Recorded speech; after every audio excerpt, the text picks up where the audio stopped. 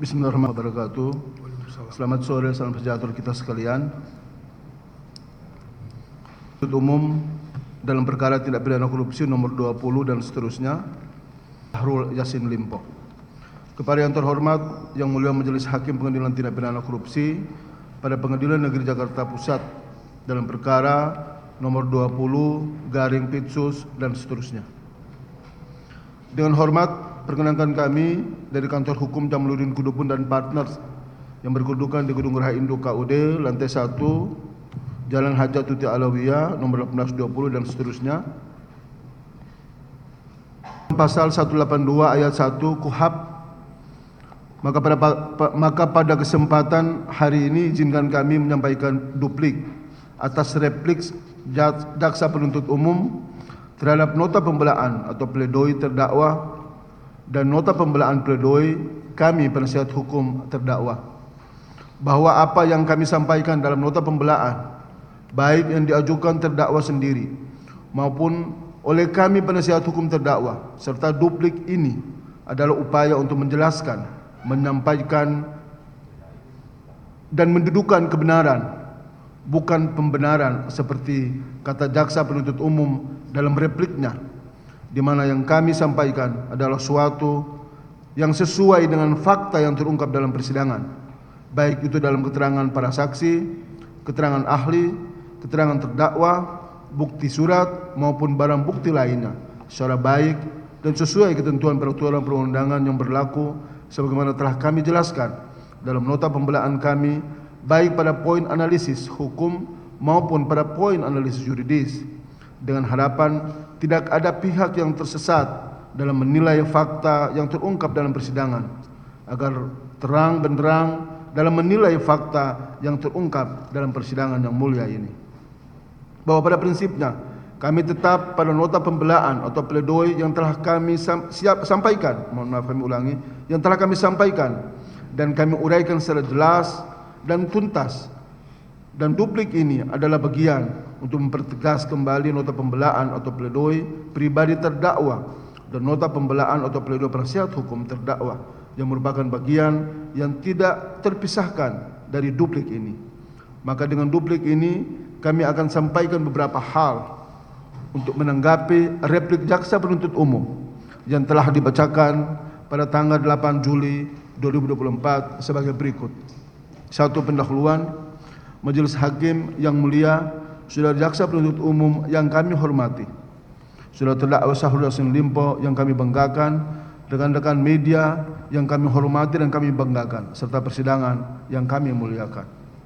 Sebelum duplik ini kami mulai sebagai insan yang beriman, pertama-tama kami mengucapkan puji syukur kehadirat Allah Subhanahu wa taala, Tuhan yang Maha Kuasa, atas limpahan rahmat, taufik dan hidayahnya kepada kita sekalian, sehingga pada hari ini kami penasihat hukum terdakwa bisa membacakan dan menyampaikan duplik yang merupakan penegasan atas nota Kupang Kota Balikpapan, sungguh indah dan menawan, katanya pejuang dan pahlawan, dengar tuntutan nangis sesungguhkan. Perlu kami sampaikan bahwa air mata yang keluar dari kesedihan adalah sebuah dialog seorang hamba yang telah tiba pada kesadaran tentang kecilnya diri dan betapa hanya pada Tuhan semata segala kebesaran dan kekuatan itu. Lalu mengapa kita harus berhenti mengeluarkan air mata jika itu adalah kesempatan terbaik untuk menyentuh jiwa dan nurani kita? Bahkan tokoh besar seperti Umar bin Khattab yang iblis pun takut padanya tak segan-segan menangis bercucuran air mata. Bahwa dan jika kita tidak terharu atas tangis terdakwa yang jujur disampaikan terdakwa tanpa rekayasa, karena benar-benar merasa dizolimi dan tidak merasa melakukan perbuatan sebagaimana dakwaan jaksa penuntut umum, serta tidak terharu atas tangis keluarga, tangis ibu terdakwa dan pengunjung sidang, bahkan kami penasihat hukum terdakwa, maka perlu dipertanyakan tentang nurani kita semua. Bahwa khusus terhadap pernyataan jaksa penuntut umum sebagai dasar dalam perkara aquo oleh kami penasihat hukum terdakwa Dalam fakta persidangan, jaksa penuntut umum dalam fakta persidangan tidak dapat sama sekali membuktikan dakwaannya. Dalam fakta persidangan, jaksa penuntut umum tidak dapat membuktikan dakwaannya. Kami penasihat hukum terdakwa ingin mengingatkan kembali dakwaan jaksa penuntut umum dalam surat dakwaannya sebagai berikut. Bahwa setelah terdakwa menjabat sebagai Menteri Pertanian Republik Indonesia sekira awal tahun 2020 bertempat di ruang Menteri Pertanian lantai 2 di kantor Kementerian RI Jalan Harsono RM3 Ragunan Pasar Minggu Jakarta Selatan, terdakwa mengumpulkan dan memerintahkan Imam Mujahidin Fahmid, staf khusus Menteri Pertanian Republik Indonesia bidang kebijakan, Kasdi Subagiono, Direktur Jenderal Perkebunan tahun 2020, Muhammad Hatta dan Panji Haryanto, ajudan terdakwa, untuk melakukan pengumpulan uang patungan atau sharing dari para pejabat eselon 1 di lingkungan Kementan RI yang akan digunakan untuk memenuhi kepentingan pribadi terdakwa dan keluarga terdakwa. Terdakwa juga menyampaikan adanya jatah 20% dari anggaran di masing-masing sekretariat direktorat dan badan pada Kementerian RI, Kementan RI yang harus diberikan kepada terdakwa. Selain itu, terdakwa juga menyampaikan kepada jajaran di bawah terdakwa, apabila para pejabat eselon 1 tidak dapat memenuhi permintaan terdakwa tersebut, maka jabatannya dalam bahaya, dapat dipindah tugaskan atau dinonjobkan oleh terdakwa, serta apabila ada pejabat yang tidak sejalan dengan hal yang disampaikan terdakwa tersebut agar mengundurkan diri dari jabatannya. Dalam fakta persidangan, sebagaimana telah kami jelaskan dalam nota pembelaan dan telah kami jelaskan sebelumnya, jaksa penuntut umum sama sekali tidak dapat membuktikan dakwaannya bahwa saksi Imam Mujahidin Fahmi, saksi Muhammad Hatta, saksi Kasdi Subagiono menyampaikan keterangannya dalam persidangan dan telah disumpah menerangkan tidak pernah ada pertemuan tersebut dan tidak pernah ada perintah terdakwa untuk melakukan pengumpulan uang patungan sharing dari eselon 1. Bahkan saksi Panji Haryanto dalam persidangan yang telah memberikan keterangannya di bawah sumpah membantah dakwaan jaksa penuntut umum, di mana dalam keterangannya Panji menjelaskan dirinya tidak ikut dalam pertemuan dan hanya mendengar dari luar, sehingga keterangan Panji Haryanto sudah seharusnya ditolak atau dikesampingkan. Bahwa terkait keterangan Panji Haryanto dalam fakta persidangan sangat tidak masuk akal atau tidak logis, karena berdasarkan fakta persidangan, sekali lagi, saksi Imran Mujahidin, Imam Mujahidin, saksi Muhammad Hatta dan saksi Kasdi Subagiono telah memberikan keterangan di bawah sumpah menyatakan membantah jika pernah ada pertemuan khusus yang diinisiasi oleh terdakwa tentang perintah untuk mengumpulkan uang patungan sharing dari eselon 1 di lingkungan Kementerian RI, Kementan RI. Jika yang dimaksud jaksa penuntut umum adalah keterangan Panji Haryanto, dalam keterangannya di bawah sumpah telah membantah dakwaan jaksa penuntut umum dan menerangkan jika dirinya tidak ikut pertemuan dan hanya berada di luar. Keterangan saksi Panji yang berubah-ubah saat BAP dan berbeda saat persidangan sudah sepatutnya menurut hukum dikesampingkan. Atau mungkin yang dimaksud jaksa penuntut umum adalah keterangan para saksi eselon 1 lainnya yang hanya mendengar dari saksi Imam Mujahidin, saksi Muhammad Hatta, saksi Kasdi Subagiono dan Panji Haryanto. Telah diklarifikasi oleh para saksi tersebut jika terdakwa tidak pernah memberikan perintah untuk melakukan pengumpulan uang patungan atau sharing. Rangkaian jawab-menjawab dalam persidangan atas perkara ini melalui duplik yang mempertegas nota pembelaan pribadi terdakwa dan nota pembelaan penasihat hukum terdakwa yang merupakan bagian yang tidak terpisahkan untuk menjelaskan fakta yang terungkap dalam persidangan sebagai bantahan atas dakwaan dan tuntutan jaksa penuntut umum. Kami hanya ingin mempertegas lagi beberapa poin penting yang terungkap sebagai fakta persidangan, di antaranya sebagai berikut. Pertama, bahwa terdakwa terbukti tidak pernah memerintahkan, mengelola ataupun menerima secara langsung segala macam uang yang diistilahkan sebagai dana sharing tersebut. Kedua, bahwa terdakwa tidak pernah mengatur segala macam dana operasional yang diperuntukkan bagi perjalanan ataupun kegiatan dinas, baik di dalam ataupun di luar negeri, baik diperoleh maupun penggunaannya. Karena itu bukan tugas terdakwa, melainkan terdakwa hanya mengikuti semua arahan dari pejabat yang bertugas mengatur persiapan dan segala fasilitas yang telah disiapkan untuk itu. 3. Bahwa terdakwa tidak pernah menerima honor dan uang perjalanan yang jumlahnya normatif, bahkan jika dibandingkan dengan fasilitas instansi lain, maka yang diterima terdakwa padahal ia selaku menteri jumlahnya masih jauh lebih kecil. Misalnya seorang pejabat setingkat direktur di BUMN, honor dan uang perjalanannya kurang lebih 300 juta jika melakukan perjalanan ke luar negeri. 4. Bahwa mengenai uang yang diperoleh dalam penggeledahan rumah dinas di Jalan Widya Chandra, perlu kami jelaskan bahwa uang-uang tersebut merupakan pendapatan terdakwa di luar gaji yang dikumpulkan sejak terdakwa menjadi bupati, wakil gubernur, dan berdasarkan fakta persidangan, jaksa penuntut umum tidak dapat membuktikan jika uang-uang tersebut berasal dari hasil kejahatan dan atau tindak pidana.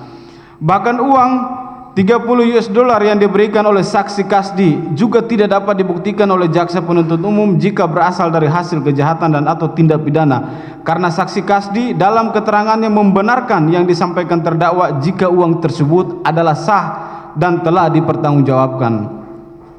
5. Bahwa pengaturan dan pengelolaan honor uang perjalanan dilakukan oleh Sekjen dan Eselon 1 ke bawah, serta terbukti tidak pernah sekalipun dicampuri oleh terdakwa. Bahkan jika diserahkan kepada terdakwa, selalu ia bertanya, apakah ini dapat dipertanggungjawabkan dan tidak melanggar ketentuan?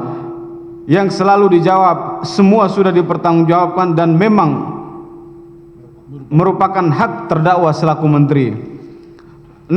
Bahwa kondisi yang patut untuk dicermati pada saat itu ialah kondisi darurat COVID-19, El Nino, dan wabah penyakit mulut dan kuku hewan, sehingga banyak langkah dan kegiatan yang terselenggara dalam kondisi extraordinary yang semuanya dilakukan by program oleh Eselon 1 terkait. Segala dana dan biaya program tersebut tidak pernah diatur ataupun melalui terdakwa. Karena itu adalah teknik operasional yang seharusnya memang dijalankan oleh pejabat di bawah menteri. Mengatasi kekeliruan dalam perolehan dakwa di depan persidangan, telah terbukti bahwa semua permintaan atau pemberian yang mengatasnamakan terdakwa atau keluarganya selalu dengan adanya maksud dari pejabat yang memberi, yaitu untuk mempertahankan jabatannya atau berharap naik jabatan, sekalipun pemberian itu tidak pernah diminta dan dikonfirmasi sebelumnya kepada terdakwa. 9. Bahwa terhadap hal-hal selain dan selebihnya kami menyatakan bertetap pada nota pembelaan pledoi yang telah kami ajukan dan bacakan pada persidangan sebelumnya. Izin selanjutnya di akhir, Bang. Satu kesatuan dengan nota pembelaan pribadi terdakwa dan nota pembelaan penasihat hukum terdakwa. Semoga Yang Mulia Majelis Hakim mengadili perkara ini tetap teguh, arif dan bijaksana, sehingga kebenaran dan keadilan dalam perkara akuo dapat ditemukan melalui putusan Majelis Hakim yang mulia. Selanjutnya, kami mohon kepada Yang Mulia Majelis Hakim yang memeriksa dan mengadili perkara ini berkenan menjatuhkan putusan sebagaimana dalam nota pembelaan atau pledoi penasihat hukum terdakwa yang dibacakan pada hari Jumat tanggal 5 Juli 2024. Untuk menutup duplik ini, jika masih terdapat keraguan Majelis Hakim yang mulia dalam perkara ini, izinkan selaku penasihat hukum terdakwa mengutip kata-kata Nabi Muhammad SAW bahwasanya menghukum dalam keraguan adalah dosa. Dan di dunia ini hukum juga dikenal dalam keadaan in dubio pro reo, adalah jika terjadi keraguan apakah terdakwa salah atau tidak, maka sebaiknya diberikan hal yang menguntungkan bagi terdakwa. Kami menyadari bahwa kini suatu tanggung jawab yang amat berat berada di hadapan Majelis Hakim yang mulia, di mana penuntut umum, terdakwa, penasihat hukum, dan seluruh pihak menunggu putusan yang akan dijatuhkan. Semua hanya bisa berharap semoga putusan tersebut merupakan putusan yang adil dan objektif, sebagaimana dikatakan oleh Sumarno P. Widianto, salah satu kekuasaan tertinggi yang dipercayakan Tuhan kepada seorang manusia adalah kekuasaan hakim. sehingga seharusnya hakim sadar bahwa ia sedang melaksanakan kekuasaan Tuhan. Dengan demikian, kami senantiasa menjadikan doa kehadirat Allah Subhanahu wa taala, Tuhan yang Maha Kuasa, yang menitipkan kekuasaannya. Semoga majelis hakim yang mulia dalam perkara ini memberikan kekuatan dan kebijaksanaan untuk memutus perkara ini dengan seadil-adilnya. Saya berharap agar dalam perkara ini kemandirian lembaga peradilan masih berada di atas kepentingan segalanya, kepentingan jabatan, kepentingan institusi, dan pencitraan semata. Demikian duplik ini kami sampaikan menjadi kesatuan yang tidak terpisahkan dengan nota pembelaan kami. Atas perkenan majelis hakim yang memeriksa dan mengadili perkara ini, selaku penasihat hukum terdakwa mengucapkan terima kasih. Menutup duplik ini, izinkan kami dari penasihat hukum menyampaikan firman Allah pada Quran surat Al-Maidah ayat 8 yang artinya, wahai orang-orang yang beriman, jadilah kamu penegak kebenaran karena Allah dan saksi-saksi yang bertindak dengan adil.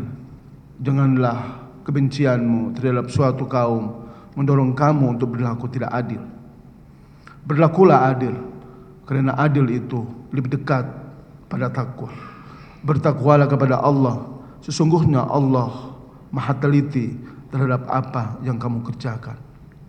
Bahwa kami memohon sebelum pada putusan perkara akuo, kami ingin menyampaikan agar majelis hakim kiranya fokus pada keadilan dan kebenaran yang berdasarkan fakta yang terungkap dalam persidangan yang mulia ini, serta berani memutuskan kebenaran sebagaimana atas hukum fiat justitia rod quaelio. Hendaklah keadilan ditegakkan meskipun langit akan runtuh. Hormat kami tim penasihat hukum Syahrul Yassin Limpo, Haji Jamaluddin Kudubun, SH, dan seterusnya sampai pada Luisu Tahir, SH, ditandatangani. Demikian, wassalamualaikum warahmatullahi wabarakatuh. Selamat sore, salam sejahtera untuk kita sekalian.